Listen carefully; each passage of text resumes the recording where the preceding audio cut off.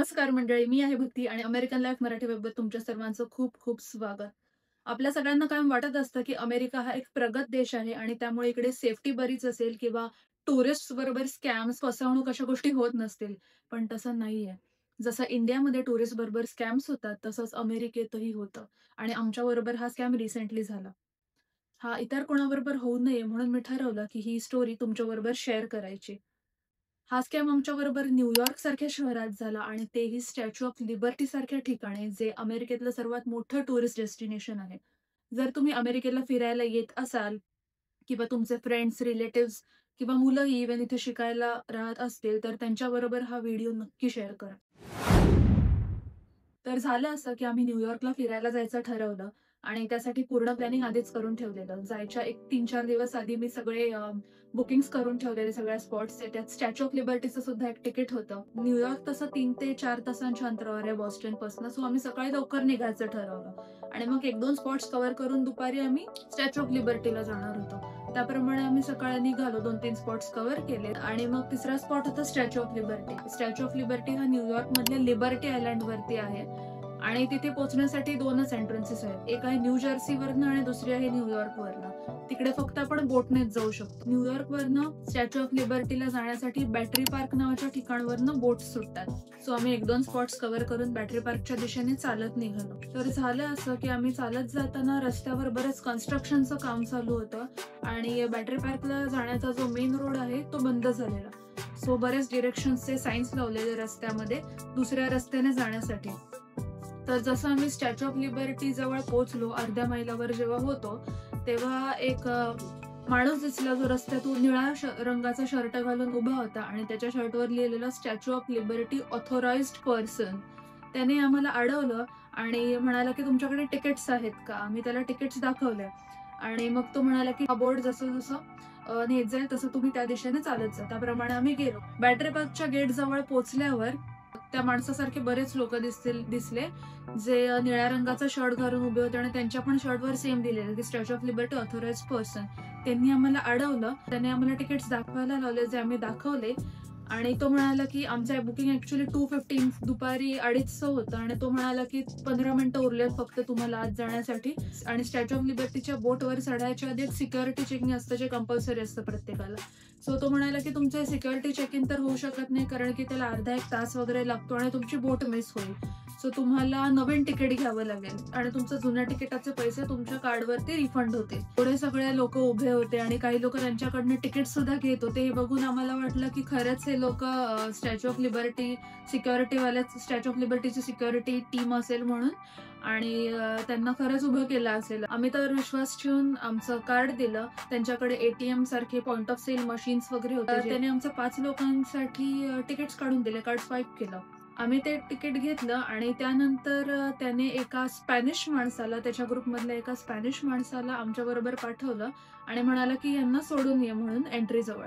आम्ही त्या माणसाच्या मागे चालायला लागलो, पण थोड्या वेळात एक लक्षात आलं की आपण बॅटरी पार्क पासून लांब चाललोय.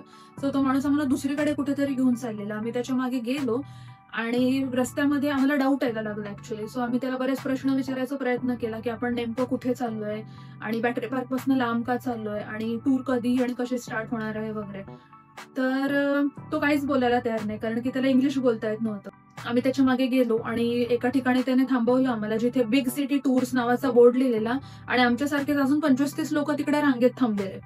तर आम्ही तिकडे जाऊन थांबलो आणि तो आम्हाला म्हणाला की someone will come to receive you. So आम्ही तिकडे 15-20 मिनिटं थांबलो. आम्हाला थोडासा डाऊट यायला लागला, काहीतरी विचित्र वाटतंय की आपण बॅटरी पार्क पासून लांब का आलोय, जिथे एंट्रन्सच नाहीये. म्हणजे एंट्रन्स दुसऱ्या दिशेला होती बोटसाठीची. आम्ही जे तिकीट होतं ते काढलं, ते आता जे रिसेंट तिकीट काढलेलं ते बघितलं तर अमाऊंट प्रिंटेडच नव्हती, बोटचा टायमिंग प्रिंटेड नव्हता आणि तेवढ्यात आम्हाला फोनवर एक मेसेज आला की $360चा ट्रान्झॅक्शन झाल्याचा मेसेज आला आम्हाला फोनवर. हे सगळं बघून थोडासा संताप झाला आणि लक्षात आलं की आपल्याबरोबर स्कॅम झालेला आहे. कारण मी ऑनलाईन जेव्हा तिकीट काढलेलं स्टॅच्यू ऑफ लिबर्टीचं 5 जणांचं, ते अराउंड काहीतरी $125 125 का $126 होतं आणि इथे या माणसाने आम्हाला डबल चार्ज केलेलं आणि आम्ही तसंच परत उलटे बॅटरी पार्कच्या दिशेने पळालो. तिकडे तेच बरेच लोक उभे होते, पण तो माणूस नव्हता ज्याने आमचं तिकीट काढलेलं. सो आम्ही तिथल्या लोकांना विचारायचा प्रयत्न केला की आम्हाला हे तिकीट नकोय म्हणून आणि आम्हाला आमचे पैसे परत द्या, रिफंड करा म्हणून. त्यांनी ते करायला नकार दिला आणि ते म्हणाले की ज्या माणसाने तुमचं तिकीट काढलेलं तोच माणूस हे करू शकतो. आम्ही खूप शोधलं त्या माणसाला जवळपासच्या ठिकाणी, पण तो माणूस सापडला नाही, तो पळालेला होता. या माणसाला शोधताना तेवढ्यात आम्हाला तो स्पॅनिश माणूस दिसला ज्याने आम्हाला दुसऱ्या दिशेला जाऊन सोडलेलं. आम्ही त्याला पकडलं आणि त्याला प्रश्न विचारले की हा माणूस कुठे वगैरे, आणि त्याच्याशी बोललो की तुम्ही स्कॅम करताय, हे चुकीचं आहे वगैरे सगळं. तो काहीच उत्तर द्यायला तयार नाही, बघत होता नुसता. आणि आम्ही या माणसाशी बोलत असताना त्यांचा जो ग्रुप होता, जो स्कॅमर्सचा ग्रुप होता, ते 7-8 लोक आमच्या जवळ आले आणि आमच्यावर ओरडायला लागले की प्लीज तुम्ही या माणसाला त्रास देऊ नका, आणि त्याला तर इंग्लिश सुद्धा येत नाही, हे चुकीचं आहे वगैरे. सो आम्ही त्यांना बोललो की तुम्ही स्कॅम करताय लोकांना, हे चुकीचं आहे म्हणून, आणि आम्हाला आमचे पैसे परत हवे. तुम्ही न्यूयॉर्क सारख्या ठिकाणी टुरिस्ट बरोबर स्कॅम करताय आणि आम्ही पोलिसांना बोलवू अशी आम्ही धमकी दिली त्याला.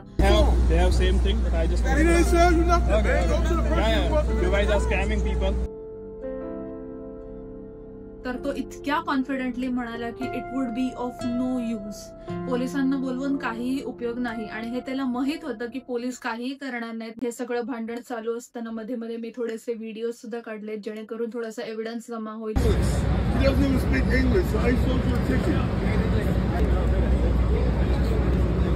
दिवसा उजेडाचं सटाल हे स्कॅम इझिली करत सुटलेलं आहे. तरीही आम्ही पटकन पोलिसांना फोन केला 911 वरती आणि हे सगळं सांगितलं. त्यावर पोलिसांचा इतका डल रिस्पॉन्स होता. US पोलीस 5 मिनिटाच्या आत तुमच्याबरोबर जे काय झालं असेल तुमच्या दारावर हजर असते.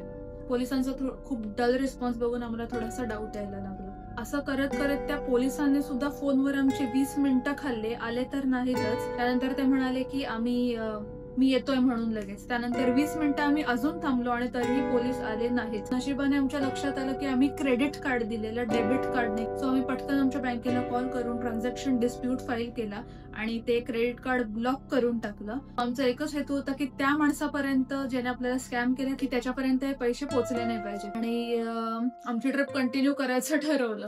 सो आम्ही बॅटरी पार्क मध्ये गेलो आणि तिथे लोकांना विचारलं, त्यांच्या स्टाफला, की आमची बोट मिस झाल्यावर आम्हाला परत पुढे बोट पकडता नाही येणार वगैरे.